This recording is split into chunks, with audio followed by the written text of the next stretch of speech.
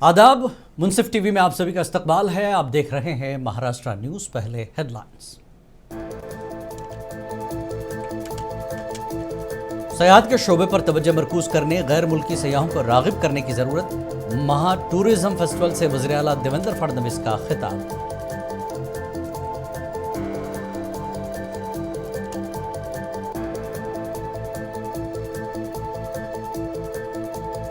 House arrest show के खिलाफ रियासती खवातीन कमीशन ने अपना सख्त मौक़िफ़ दिखाया। शो का मवाद चेक करने और कसूरवारों के खिलाफ कार्रवाई पर दिया जोर।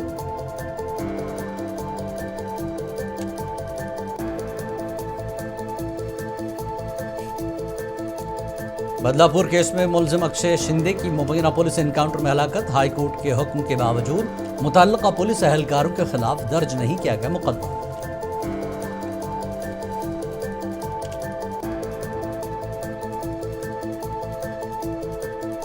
सुप्रीम कोर्ट ने वक्फ तरमीमी कानून पर समाअत 15 मई तक की मुलतवी। मामले की समाअत जस्टिस BR गवई के हवाले करने का फैसला।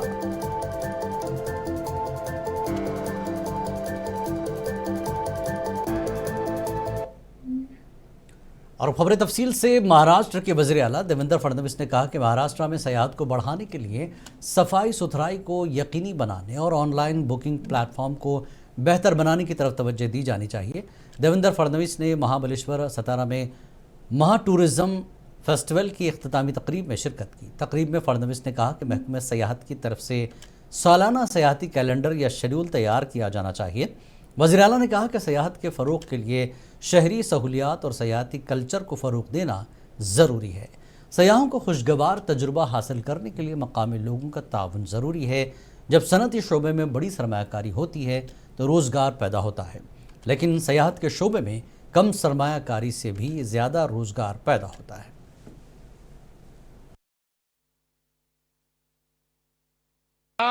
घडवून आणण्याचा प्रयत्न आपण निश्चितपणे करू। आपण आता मला असं वाटतं की वेगवेगळ्या प्रकारे जे काही आपलं मरीन टुरिझम आहे त्याच्यामध्ये देखील अतिशय चांगलं काम करतात। लवकरच आपण म्हणजे हे म्हणणं वेगळ्या पद्धतीचा बोट बुडवायची आहे। आपल्याला बोट बुडवायची आहे। कुठे बुडवणार आहोत आपण? INS गुलजार बोट। कारण आपल्याला माहिती आहे की ज्या जुन्या बोटी असतात, मोठे शिप्स असतात, ज्या त्या ठिकाणी डिस्कंटिन्यू केलेल्या असतात, त्या शिप बुडवून त्या ठिकाणी मोठ्या प्रमाणात कोरलचं दर्शन, त्या ठिकाणी आपल्याला सबमरीन्स नेता येतात, त्या ठिकाणी वेगवेगळ्या प्रकारे आपले जे त्या लोक आहेत त्यांना एक नवीन एक्सपिरियन्स देता येतो। तेही आता पुढच्या काळामध्ये मला असं वाटतं की आपण सुरू करतो आहोत। त्यामुळे पर्यटनाच्या क्षेत्रामध्ये जे जे काही नवीन आहेत ते सगळं स्कुबा डायव्हिंग असेल, त्या ठिकाणी स्कुबा डायव्हिंग देखील आपण करणार आहोत। कारण म्हणजे स्कुबा डायव्हिंगची पहिली देशातली अकॅडमी ही आपल्या महाराष्ट्रात आपण सुरू केली। त्यामुळे अशा सगळ्या एक्सपिरियन्स आपण तयार करतो। मला विश्वास आहे की हा जो काही आपण महापर्यटन उत्सव घेतला ही सुरुवात आहे। पुढच्या काळामध्ये महाराष्ट्रामध्ये असे अनेक उत्सव आपल्याला पाहायला मिळतील। आणि शंभूराजे तुम्ही काळजी करू नका, तुम्ही जे कॅलेंडर तयार कराल त्या कॅलेंडरच्या पाठीशी मी, शिंदे साहेब आणि अजितदादा तिघही उभे राहू आणि ते कॅलेंडर योग्य प्रकारे पार पडलं पाहिजे। या राहुल गांधी की जानिब से ऑपरेशन ब्लू स्टार की गलती तस्लीम करने पर संजय राउत ने अपना रद्दमल जाहिर किया है। उन्होंने कहा कि राहुल गांधी साफ दिल के लीडर हैं और वो अपनी गलतियों को कबूल करते हैं। हमने अपने मुल्क की सियासत में ऐसे लीडर देखे हैं, ये हमारी खुशकिस्मती है। पहलगाम हमले पर संजय राउत ने कहा कि वज़ीर दिफा अब भी मुंह तोड़ जवाब देने की बात करते हैं, इसलिए हम इंतज़ार करेंगे और जब ऐसा जवाब देने का दिन आएगा तो हम ज़रूर हुकूमत के साथ खड़े होंगे।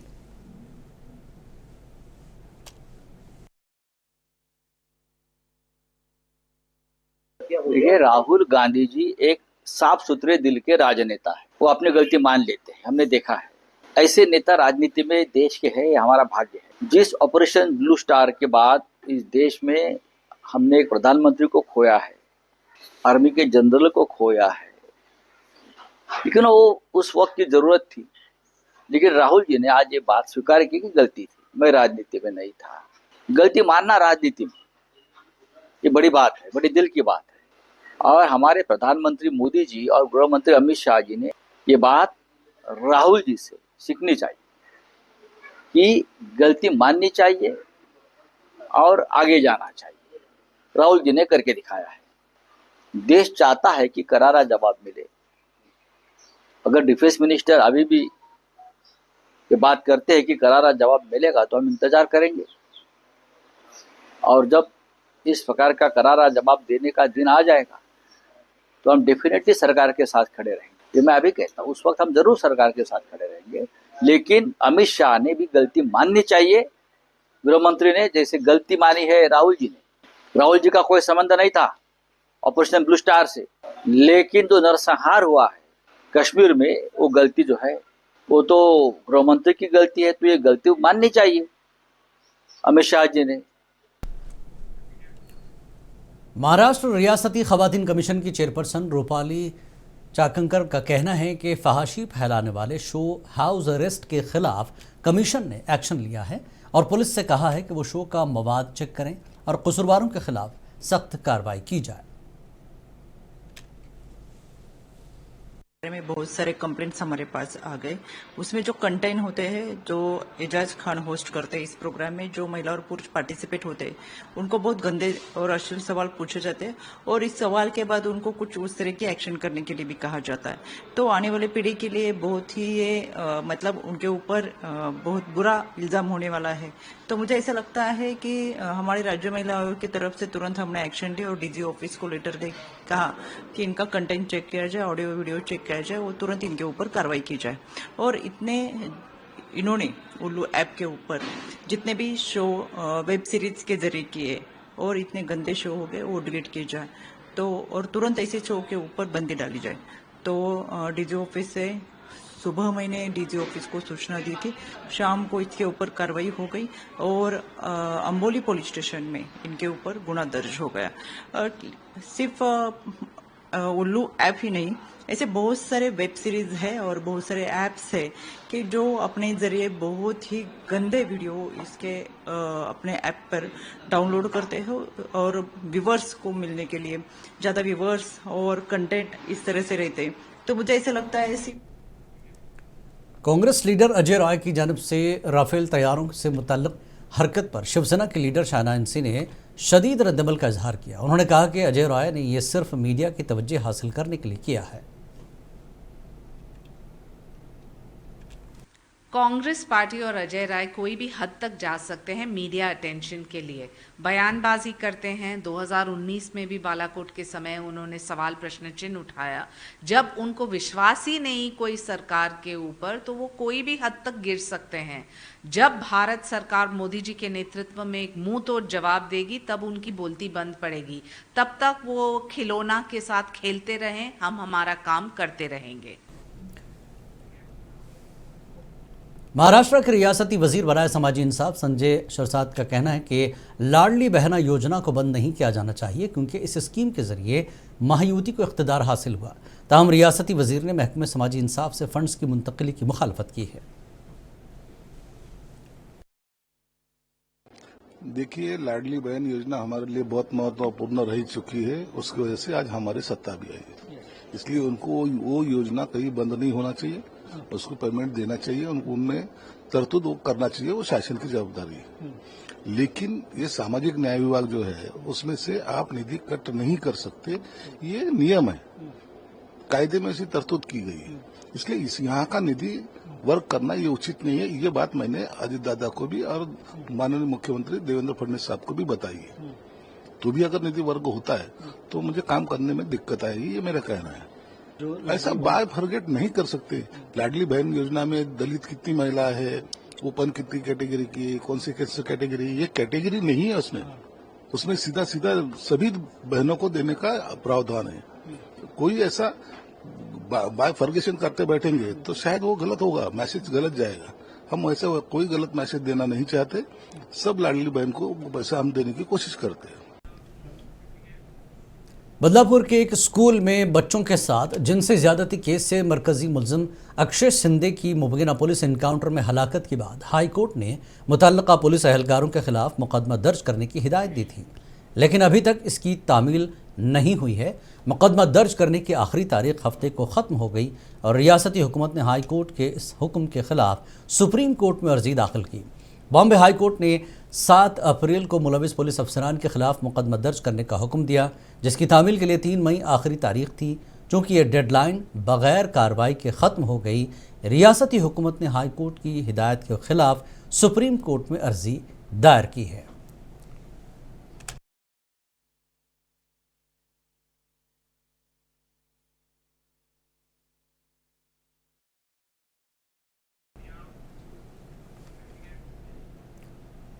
सुप्रीम कोर्ट ने वक्फ तरमीमी कानून के खिलाफ आईनी जवाज़ को चैलेंज करने वाली अर्जियों पर समाअत आज मुलतवी कर दी। अदालत उस्मा ने इस मामले की आइंदा समाअत के लिए 15 मई की तारीख मुकर्रर की है।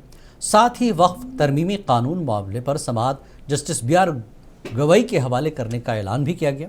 दरअसल BR गवई मुल्क के आइंदा चीफ जस्टिस होंगे, इसलिए अर्जी पर समाअत अब उनकी क़यादत वाली बेंच ही करेगी। मौजूदा चीफ जस्टिस संजीव खन्ना 13 मई को सुबुकदोश हो रहे हैं। यही हुआ आज वक्फ एक्ट का जो चैलेंज है उस पर आज सुनवाई थी। बतौर खास इंटरिम रिलीफ की जो एप्लीकेशंस थी या प्रेयर्स थी उस पर आज सुनवाई होना थी। यूनियन ऑफ इंडिया ने अपना काउंटर एफिडेविट 1300-1400 पेज का फाइल किया है, उस पर रिजॉइंडर्स आए 250, 200, 300 पेजेस के। तो ऑनरेबल चीफ जस्टिस ने बैठते ही ये कहा कि क्योंकि प्लीडिंग्स हैं और इस पे सुनवाई होना चाहिए इवन इंटरिम रिलीफ पे भी, और मैं जजमेंट रिजर्व नहीं करना चाहता। उनके मायने ये थे कि 13 को वो रिटायर हो रहे हैं, कम टाइम है, जजमेंट रिजर्व करके डिलीवर कैसे करेंगे। तो बेहतर यह है कि जो नए चीफ जस्टिस आए हम उनके जब वो आ जाएंगे 14 मई को तो वो इसकी सुनवाई करें। और पहले 14 मई की डेट दे रहे थे, फिर आखिर में 15 मई की तारीख को लगा दिया गया है ये इंटरिम रिलीफ के लिए और अदरवाइज सुनने के लिए। और जस्टिस गवई की बेंच 15 मई को इस मैटर को अब सुनेगी। नहीं, सरकार नेचुरली उन्होंने इतना लंबा काउंटर एफिडेविट फाइल किया है, उन्होंने एक कानून पार्लियामेंट में मेजॉरिटी से पास किया है, चाहे वो मेजॉरिटी स्वीपिंग नहीं थी, कंटेस्टेड मेजॉरिटी थी कि 232 अपोजिशन के थे, 288 वोट्स लोकसभा में पक्ष के थे, पार्टी इन पावर के थे, सेंटर के थे। और जेपीसी में भी 15-11 से रिपोर्ट पास हुई है। 15 मेंबर्स ने ज्वाइंट पार्लियामेंट्री कमेटी की रिपोर्ट के हक में वोट दिए, 11 मेंबर्स ने उसके खिलाफ वोट दिए। तो नेचुरली उनकी तैयारी है, तैयारी करेंगे, वो अपने कानून को डिफेंड करेंगे। हम ये समझते हैं ये अनकॉन्स्टिट्यूशनल है, हम उसके लिए लड़ाई करेंगे। देखिए, आज जो है चीफ जस्टिस साहब ने इसमें नई बेंच बनाने के लिए कहा है, तो 15 को नई बेंच बनेगी। अब उसमें क्योंकि उन्होंने ये भी कहा है कि जो एफिडेविट सरकार ने दिया है हमने वो ठीक से पढ़ा नहीं है, क्योंकि वो रिटायर हो रहे हैं, उन्होंने कहा है, तो नई बेंच इसको सुनेगी, जस्टिस गवई की अध्यक्षता में वो सुनेगी। और मोटे मोटे ऑब्जेक्शन जो हमारे भी हैं, जो हमने भी, क्योंकि एफिडेविट जो उन्होंने केंद्र ने फाइल किया, हमने भी उसका जवाब दाखिल किया। जैसे उसमें इन्होंने कहा है कि एनी मेंबर, वक्फ बोर्ड जो गठित होता है उसमें एनी मेंबर कहा, पहले वह मुस्लिम था, तो अब एनी में तो कोई भी आ जाएगा। तो पहले वो मुस्लिम था, मुस्लिम MLA, मुस्लिम MP, मुस्लिम बार काउंसिल, मुस्लिम मुतवल्ली, तो ये था, तो इन्होंने वो खत्म करके एनी कर दिया। दूसरा, जो नेशनल वक्फ काउंसिल है उसके अंदर 20 मुस्लिम MLA हुआ करते थे, 20 मुस्लिम मेंबर हुआ करते थे, अब 20 को हटा के इन्होंने 22 कर दिया, 10 मुस्लिम होंगे और 0 to 12 जो है वो एनी कोई भी होगा। तो ये वहां हमारी इन्होंने तादाद कम की। दूसरा, DM अगर सरकार किसी भी वक्फ प्रॉपर्टी को खड़े होकर के अगर ये कह दे गवर्नमेंट लैंड है तो वो गवर्नमेंट लैंड मानी जाएगी। दूसरा, जो DM को इन्होंने पावर दी है वो ये दी है कि रेवेन्यू रिकॉर्ड का नेचर वो चेंज कर सकता है। तो किसी भी प्रॉपर्टी को रेवेन्यू रिकॉर्ड में अगर वो वक्फ की है तो वो रेवेन्यू रिकॉर्ड में उसके नेचर को चेंज कर सकता है, तो वो हमें ऑब्जेक्शन है। All India Muslim personal law board के तर्जुमान डॉक्टर सैयद कासिम रसूल इलियास ने वक्फ तरमीमी कानून पर सुप्रीम कोर्ट में समाअत पर अपना रद्दमल जाहिर किया। उन्होंने कहा कि मरकजी हुकूमत ने अपने हलफनामे में मुल्क को गुमराह करने की कोशिश की है। चीफ जस्टिस साहब आए और उन्होंने ये कहा कि चूंकि मैं रिटायर होने जा रहा हूं इसलिए इसको मैं विस्तार से सुन नहीं सकता हूं, तो अगले चीफ जस्टिस जो है वो उसी को सुनेंगे। तो अगर आप लोग इससे इत्तेफाक करते हैं तो हम अगले चीफ जस्टिस को इसको हैंड ओवर करते हैं। तो सब लोगों ने इससे एग्री किया, जो विपक्ष के लोग थे यानी सरकार के लोग थे उन्होंने भी एग्री किया और हमारी जितनी पार्टियां थी उन्होंने भी एग्री किया कि ठीक है, ये आप चूंकि इसको सुन नहीं सकेंगे तो अगले चीफ जस्टिस के हवाले कर दिया जाए। अलबत्ता ये बात कि डेट क्या होनी चाहिए, तो वो डेट बढ़ते बढ़ते 15 तारीख तय हुई है। तो बहरहाल देखिए, मेरा ख्याल ये है कि ये आज सुनवाई इनकम्प्लीट रहती, कोई तफसील से बात हो नहीं सकती थी, तो बेहतर ये है कि अगली चीफ जस्टिस तक ये बात जाए। एक बात तो साफ है। दूसरी बात यह कि इस दरमियान में सरकार ने जो अपना हलफनामा दिया है उसमें उन्होंने पूरे देश को मिसलीड करने की कोशिश की है। ये कहा गया कि 2013 के बाद से प्रॉपर्टी में 3 गुना इजाफा हो गया, बढ़ गई। तो सवाल ही पैदा होता है कि क्यों बढ़ी। हमने तो अपने रिजाइंडर में ये बात तफसील से लिखी है कि पहले एक प्रॉपर्टी थी, आपने उसको 3 टुकड़ों में बांट दिया। एक ही जमीन है, उस पर ईदगाह भी है, उस पर कब्रिस्तान भी है, उस पर मस्जिद भी है। अब आपने उसको 3 प्रॉपर्टी दिखा दिया इस बार, तो जाहिर है वो लाजमन बढ़ जाएगी। वो उसका एरिया नहीं बढ़ रहा है, प्रॉपर्टी बढ़ रही है। इसका मतलब ये है कि प्रॉपर्टी को आपने 3 टुकड़ों में बांट दिया, इसलिए प्रॉपर्टी बढ़ गई है। तो इतना झूठ पैदा करना और लोगों को मिसलीड करने की कोशिश करना, ये तो इन्हीं सरकार से सीखा जा सकता है। गुलबर्गा में कल रात all India Muslim personal law board की हिदायत पर कुल जमाती इत्तेहाद की जानिब से वक्फ तरमीमी कानून की मुखालफत में एहतजाजी जलसे आम मुनक्किद किया गया। इस जलसे में मुल्क भर से कई अहम कायदीन ने शिरकत की। इस एहतजाजी इजलास में रियासत भर के मुख्तलिफ अजला से हज़ारों की तादाद में आवाम भी शरीक हुए, जिसके लिए KBN ग्राउंड रूबरू हज़रत पीर बंगाली दरगाह रिंग रोड पर तैयारियां की गई थी। जलसे की सदारत कर्नाटक वक्फ बोर्ड के चेयरमैन और दरगाह हज़रत ख्वाजा बंद नवाज के सज्जादा नशीन ने की। इस मौके पर खिताब करते हुए CM इब्राहिम ने मरकज़ी हुकूमत पर शदीद तनकीद करते हुए कहा कि ये कानून हमारे लिए किसी भी हाल में काबिल कबूल नहीं है। CM इब्राहिम ने कहा कि वज़ीर आज़म आज न सिर्फ वक्फ बोर्ड बल्कि पूरा मुल्क बेचने की कोशिश कर रहे हैं। मोदी लाल किला जो जिसपे खड़े के तू जो तकरीर कर रहा, वो तुम्हारा चिच्चा बन जाता। 800 साल मुगल हुकूमत करे, इसके बावजूद मुसलमान 20% है, कन्वर्ट कराने गए नहीं। ला इकराह फिद्दीन, दीन में कन्वर्शन जबरदस्ती नहीं, माने तो माने, नहीं माने लकुम दीन हुकुम वलियत दीन, तेरा दिन तेरे साथ, मेरा दिन मेरे साथ। हमला जो है कन्वर्शन कराने की जरूरत ही नहीं है। हमारा प्रोडक्शन देखने देने वाला बाहर से काम है नहीं। मैं इस 11 बचाने वाला हूं। कौन से सेंसस में मिला थे? आज जो है मोदी जी को फिक्र सब वाले 400 से 240 को आया। बाबा तुम लोग बोल रहे हो जब तक मशीन है तब तक मोदी है। वो मशीन हटाओ, बैलेंस लाओ, उसका बाप भी 20 सीटें जीत नहीं सकता पार्लियामेंट के अंदर। मशीन रखले तू दबा ले रहा, थप्पा मारने का देख, ऐसा थप्पा खुद मारेंगे मुगल आजम खैसों में तुझे याद आ जाता। आज जो है बदकिस्मती से पूरा ईवीएम जो है मशीन के ऊपर इलेक्शन चल रहा। जहां मशीन है, मशीन जीत रही, मोदी हार रहा है। फिर भी वाला बोल रहा भाइयों भाइयों, देश बर्बाद हो गया। 106 रुपए पेट्रोल हो गया मोदी, 90 रुपए डॉलर हो गया। इसकी फिक्र नहीं तुझे, 3 तलाक की फिक्र। पाकिस्तान ने एक बार फिर जंगबंदी की खिलाफ वर्जी की है। इसने मुसलसल 11वें दिन कई मकामात पर फायरिंग की है। 4 और 5 मई की दरमियानी रात को पाकिस्तानी फौज की चौकियों ने जम्मू कश्मीर में कुपवाड़ा, बारामूला, पुंछ, राजौरी, मेंढड़, नौशहरा, सुंदरबनी और अखनूर के आसपास के इलाकों में कंट्रोल लाइन के पार छोटे हथियारों से बिलाश्तियाल फायरिंग शुरू की। इसके बाद हिंदुस्तानी फौज ने उस फायरिंग का फौरी जवाब दिया। वाज़ेह है कि जम्मू कश्मीर के पहलगाम में हुए दहशतगर्दाना हमले के बाद से पाकिस्तान मुसलसल जंगबंदी की खिलाफ वर्जी कर रहा है।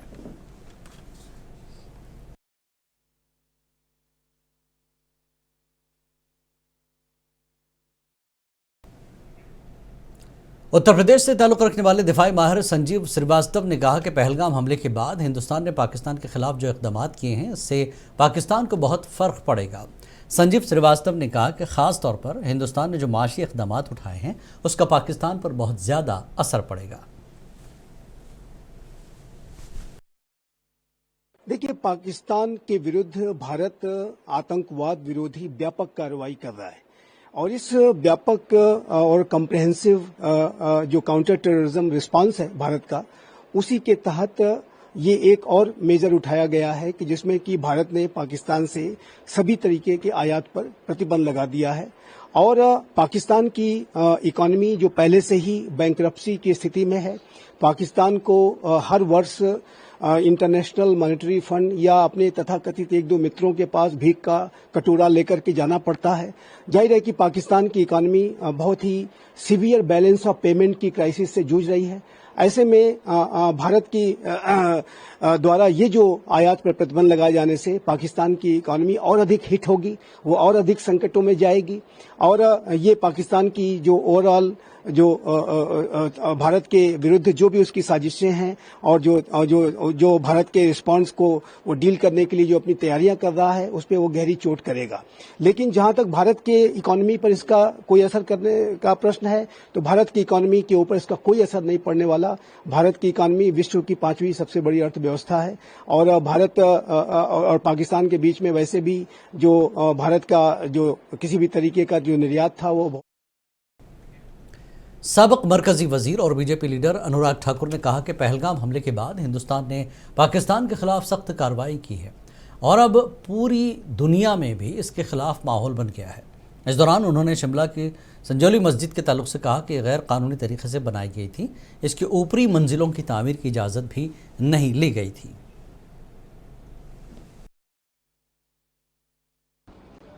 पहलगाम आतंकी हमले ने जहां देश में उसकी निंदा भी की है, भर्त्सना भी की है, वहीं दुनिया भर में भी पाकिस्तान के खिलाफ माहौल बना है और भारत सरकार ने बहुत स्पष्ट किया है, बार बार किया है कि इस हमले का करारा जवाब भी दिया जाएगा, मुंहतोड़ जवाब दिया जाएगा, सही समय पे दिया जाएगा। कांग्रेस खुद एक मजाक बन के रह गई है। राहुल गांधी जी को राफेल पर पहले भी सुप्रीम कोर्ट ने लताड़ लगाई और कांग्रेस के नेताओं को याद रखना चाहिए कि ये जो इस तरह के मजाक करते हैं, बार बार इनको।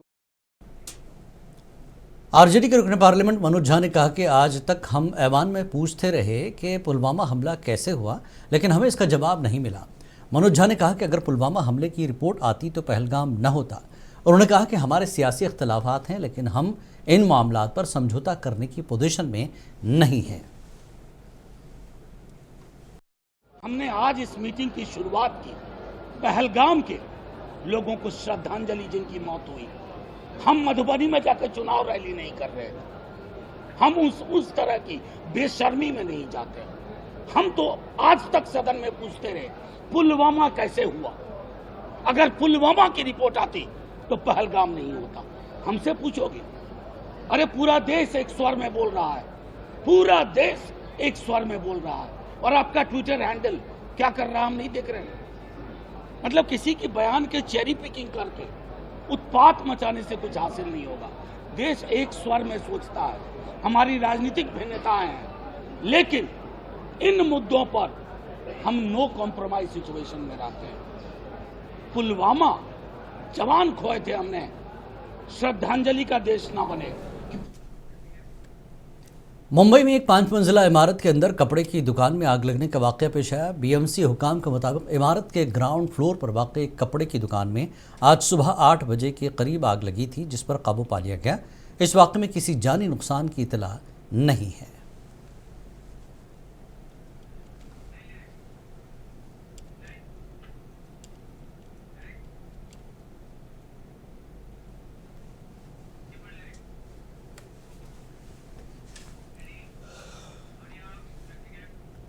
पुणे के कटराज गुजरबाड़ी इलाके में कचरे के रैंप पर आग लग गई थी।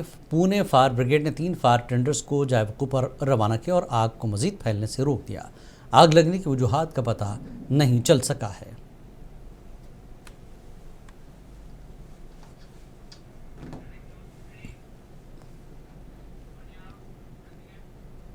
महाराष्ट्र न्यूज़ में फिलहाल इतना ही।